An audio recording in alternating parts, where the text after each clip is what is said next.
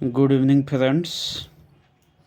We are going to discuss MCQs of primary activities.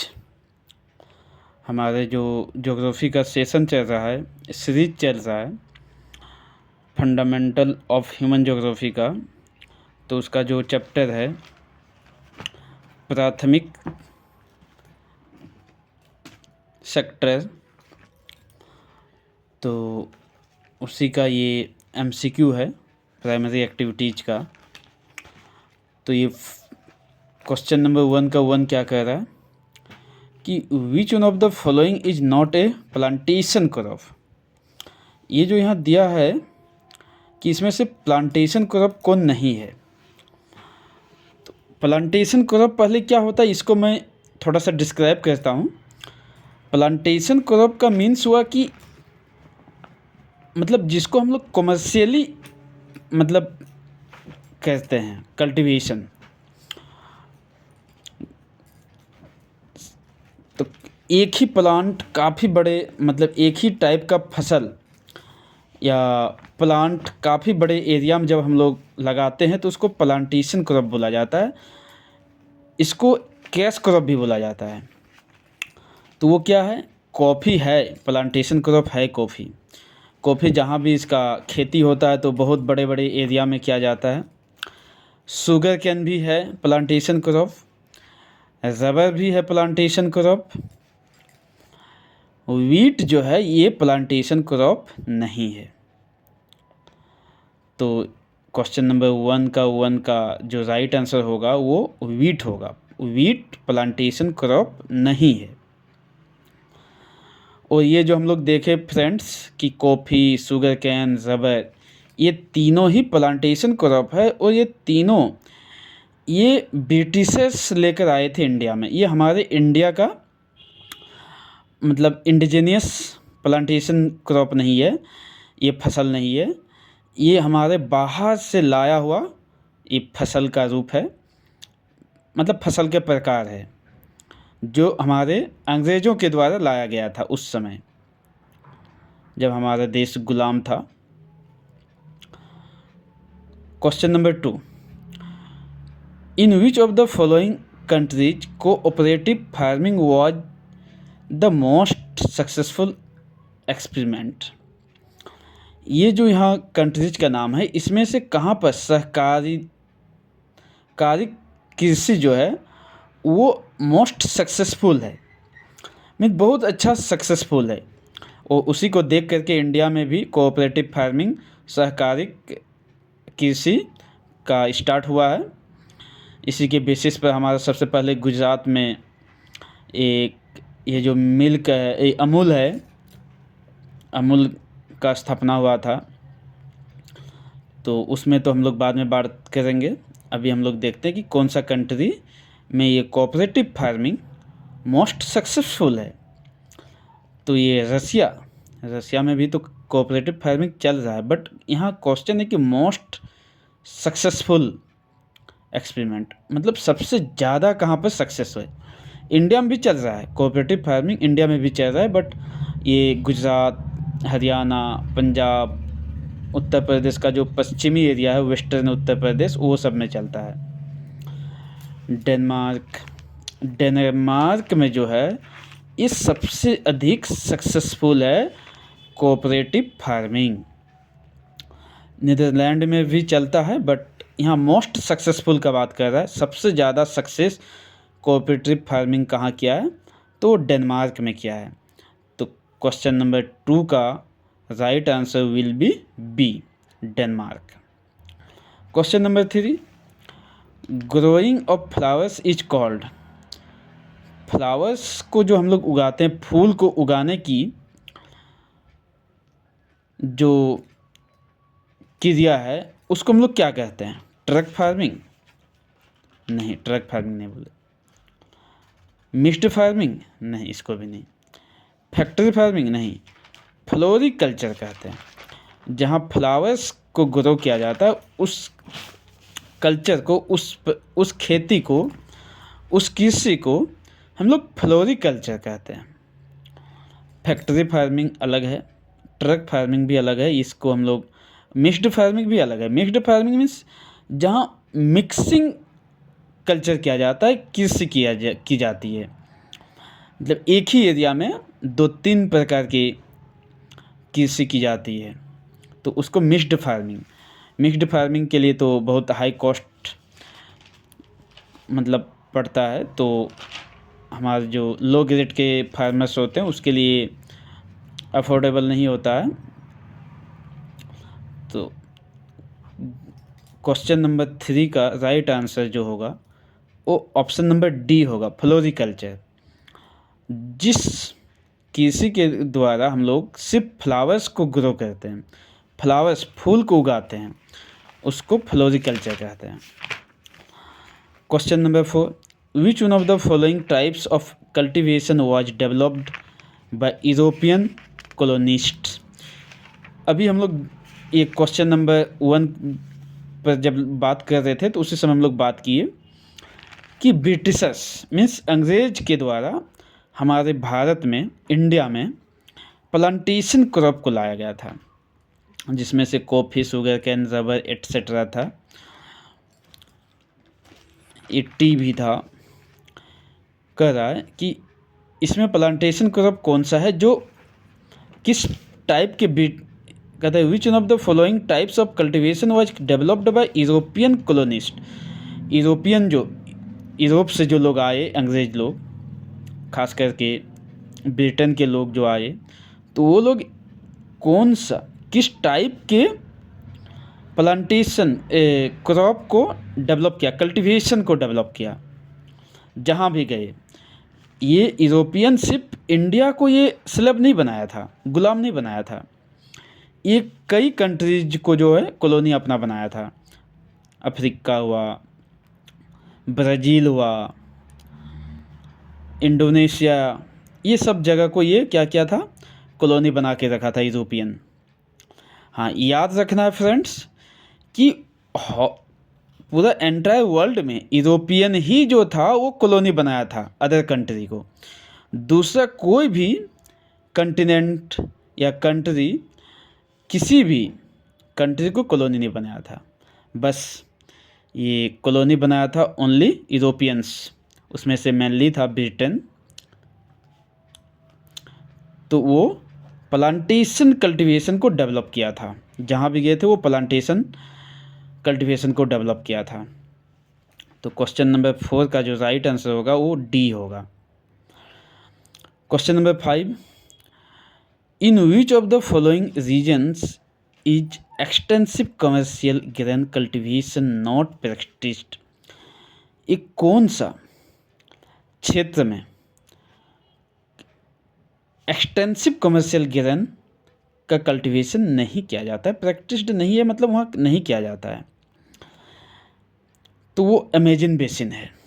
जहाँ पर Amazon basin में क्या है, जंगल है, तो जंगल में एक्सटेंसिव कमर्शियल ग्रेन का कल्टीवेशन संभव ही नहीं है, इसलिए यहाँ पर नहीं होता है। ये जैसे ये है क्वेश्चन ऑप्शन नंबर ए में अमेरिकन कैनेडियन प्रेरीज। ये जो प्रेरीज नदी है उसके आसपास का जो ये मैदान है, प्लेन एरिया है, वहाँ पर काफ़ी ज़्यादा कमर्शियल कल्टीवेशन किया जाता है, कमर्शियल ग्रेन का कल्टीवेशन किया जाता है। सेम टाइप का यहाँ पंपास प्लेन जो है, यहाँ पर अर्जेंटीना का मैदान, पंपास मैदान, यहाँ भी कमर्शियल ग्रेन कल्टीवेशन बहुत ज़्यादा किया जाता है, एक्सटेंसिव। यूरोपियन स्टेपिस यहाँ भी होता है एक्सटेंसिव कमर्शियल ग्रेन कल्टीवेशन। तो कहाँ नहीं होता है, तो अमेजन बेसिन में। यहाँ अमेजन जंगल हम लोग सभी को जानते हैं कि अमेजन जंगल यहाँ पर है, जिसकी वजह से extensive commercial grain cultivation possible है ही नहीं, तो करेगा कैसे। Question number 6, in which of the following type of agriculture is the farming of citrus fruit very important. एक कौन सा, ये जो नीचे दिया हुआ है, इस रीजन में से कौन सा रीजन साइट्रस फ्रूट मीन्स खट्टे फल का फार्मिंग में बहुत महत्वपूर्ण योगदान रखता है वो क्या है, मार्केट गार्डनिंग नहीं, Mediterranean agriculture. Mediterranean agriculture means क्या हुआ, मेडिटेरियन सी जो हमारा है, भूमध्य सागर के आसपास को का जो एरिया है, कंट्री है, मीन्स भूमध्य सागर के चारों तरफ के देश, मेनली साइट्रस फ्रूट, खट्टे फल उगाते हैं। तो क्वेश्चन नंबर 6 का जो है राइट आंसर जो होगा सी होगा। Question number 7, which one of the following agriculture amongst the following is also called slash and burn agriculture. Slash and burn agriculture क्या है, पहले इस पर हम लोग बात करते हैं। इसका तो हम लोग जब थियोरी पार्ट देख रहे थे उस समय हम लोग डिस्कस किए हैं, फिर से अभी एक बार डिस्कस कर लेता हूँ कि स्लैश एंड बर्न एग्रीकल्चर क्या है। कि स्लैश एंड बर्न मीन्स पहले जंगल को, ये मेनली जंगली एरिया में, फॉरेस्ट एरिया में इसको ये एग्रीकल्चर प्रैक्टिस्ड में है कि पहले जंगल को काटा जाता है, वहाँ का लकड़ी जब सूख जाता है तो उसको जला दिया जाता है, और जलने के बाद जो राख होता है, एसेस, उसको फिर क्या करता है, एग्रीकल्चरल फील्ड में यूज करता है एज ए मैन्योर, खाद के रूप में उसी को यूज करता है। तो उसी का नाम है स्लैश एंड बर्न। पहले उसको काटिए जंगल को, फिर उसको जला दीजिए, स्लैश एंड बर्न। तो ये जंगली एरिया में होता है, मीन्स पहाड़ी क्षेत्र में। तो इसका राइट आंसर क्या होगा देख लेते हैं कि एक्सटेंसिव सब्सिस्टेंस एग्रीकल्चर नहीं, प्रिमिटिव सब्सिस्टेंस एग्रीकल्चर।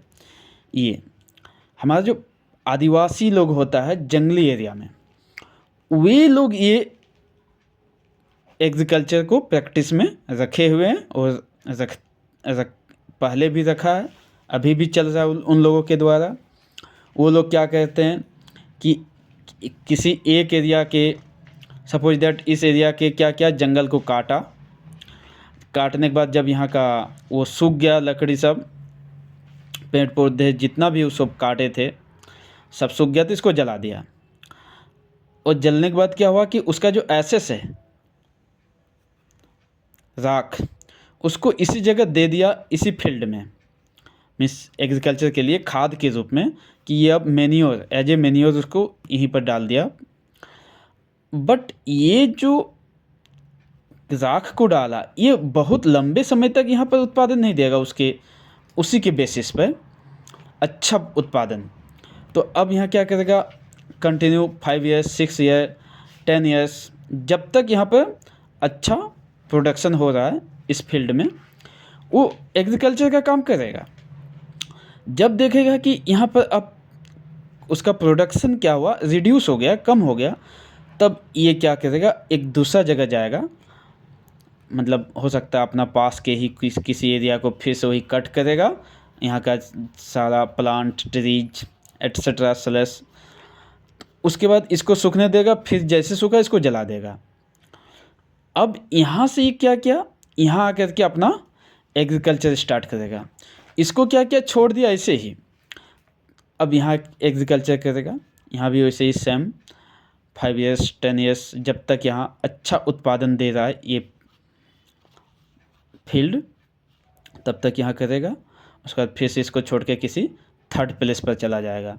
तो इसी का नाम है स्लैश एंड बर्न एग्रीकल्चर। तो ये कौन लोग करता है, तो प्रिमिटिव सब्सिस्टेंस एग्रीकल्चर, और ये मेनली आदिवासी लोग करते हैं। और इस स्लैश एंड बर्न एग्रीकल्चर को इसीलिए कहा जाता है प्रिमिटिव सब्सिस्टेंस एग्रीकल्चर। तो क्वेश्चन नंबर 7 का जो है right answer will be B, primitive subsistence agriculture. अब question number 8, which one of the following does not follow monoculture. Monoculture means क्या हुआ कि जहाँ पर एक ही टाइप का हम लोग क्रॉप का प्रोडक्शन करते हैं, वो मोनोकल्चर हुआ। मोनो मीन्स एक। तो अभी हम लोग जैसे बात कर रहे थे कुछ देर पहले, 1 नंबर में भी बात किए, 3rd में भी बात किए कि प्लांटेशन एग्रीकल्चर एक ही टाइप का प्लांट हम लोग वहाँ लगाते हैं, उसका एग्रीकल्चर करते हैं, तो वो मोनो ही कहलाएगा। प्लांटेशन एग्रीकल्चर जो है ए टाइप ऑफ मोनोकल्चर, मीन्स एक टाइप का ही प्लांट हम लोग यहाँ लगाते हैं, जहाँ प्लांटेशन हम लोग एग्रीकल्चर करते हैं, तो इसको हम लोग प्लांटेशन एग्रीकल्चर क्या है, मोनोकल्चर। एग्रीकल्चर का कौन सा टाइप है, मोनोकल्चर। डायरी फार्मिंग भी जहाँ डायरी फार्मिंग होता है वहाँ पर क्या होता है, बस वही मिल्क का प्रोडक्शन हम लोग मेनली करते हैं, तो ये भी मोनोकल्चर होगा। कमर्शियल ग्रेन फार्मिंग मैंने बात किया अभी कि कमर्शियल ग्रेन फार्मिंग का जहाँ भी हम लोग काम करेंगे वहाँ हम लोग कोशिश करेंगे कि एक ही टाइप का ग्रेन का प्रोडक्शन करें हायर क्वांटिटी में, तो ये भी मोनोकल्चर में होगा। बस मैंने पहले भी डिस्कस किया हूँ कि मिक्स्ड फार्मिंग जो है, यहाँ क्या होता है, मिक्सिंग टाइप का फार्मिंग होता है। एक ही एरिया में, एक ही छोटे से एरिया में एक ही समय में 2-3 तरह के क्रॉप लगाया जाता है, फसल उगाया जाता है, तो उसको मिक्स्ड फार्मिंग कहते हैं। तो जहाँ एक से अधिक फार्मिंग करते हैं एक ही एरिया में एक ही समय में, तो उसको मोनोकल्चर हम लोग नहीं कर सकते। मीन्स यहाँ पर एक ही टाइप का कल्चर नहीं हो रहा है, एग्रीकल्चर नहीं हो रहा है, 2-3 टाइप का हो रहा है, तो उसको हम लोग मोनोकल्चर किसको नहीं बोलेंगे, तो मिक्स्ड फार्मिंग को। होता क्या है, आप देखे होंगे कहीं पर, अगर आप रूरल एरिया से बिलोंग करते होंगे तो देखे होंगे कि जब कोई पोटैटो एक फील्ड में लगाया है, सपोज दैट आलू देखा कि जब आलू का गाछ निकल गया, उसको 1 या 2 पटवन दे दिया, इरिगेशन कर दिया उसका, जो अब वो क्या किया, उसी के जो गैप है, आलू लगाया है उसके बीच में जो गैप है, उस गैप वाला एरिया में क्या करेगा, कुछ दूसरा क्रॉप वहाँ लगा देगा, जो भी उसको लगेगा कि यहाँ पर ये हो सकता है उसको लगा देगा। बहुत कोई मैंने जहाँ देखा हूँ वो देखता हूँ क्या कि गोभी लगाता है, चाहे वो फूल गोभी, बंदा गोभी, ये सब लगा देता है, ताकि जैसे आलू वो कोड़ेगा, आलू कोड़ने के साथ तब तक क्या होगा, वहाँ पर आलू कोड़ेगा, उसी के समय वहाँ पर उसका तब तक फूल गोभी या बंधा गोभी जो भी उस लगाया था, केबेज, कॉलीफ्लावर जो लगाया था, वो क्या हुआ, अब वो भी कुछ दिन के बाद ही हो जाएगा। मीन्स आलू हुआ 10 दिन पहले, वो 10 दिन बाद हो जाता है, तो इसको हम लोग क्या कहते हैं, मिक्स्ड फार्मिंग। तो फ्रेंड्स, ये वीडियो कैसा लगा ये कमेंट करके बताइएगा, और चैनल अगर पसंद आया वीडियो तो लाइक कर दीजिएगा वीडियो को, एंड चैनल को सब्सक्राइब कर लीजिएगा फ्रेंड्स। इससे क्या होगा, मेरे को भी मोटिवेशन मिलेगी, और मैं कोशिश करूँगा डे टू डे अपने वीडियो को इम्प्रूव करने का, क्वालिटी इम्प्रूव करने का। और आपको लग रहा है कि इस वीडियो में कुछ इम्प्रूवमेंट आना चाहिए, तो आप भी कमेंट कीजिएगा। थैंक्स।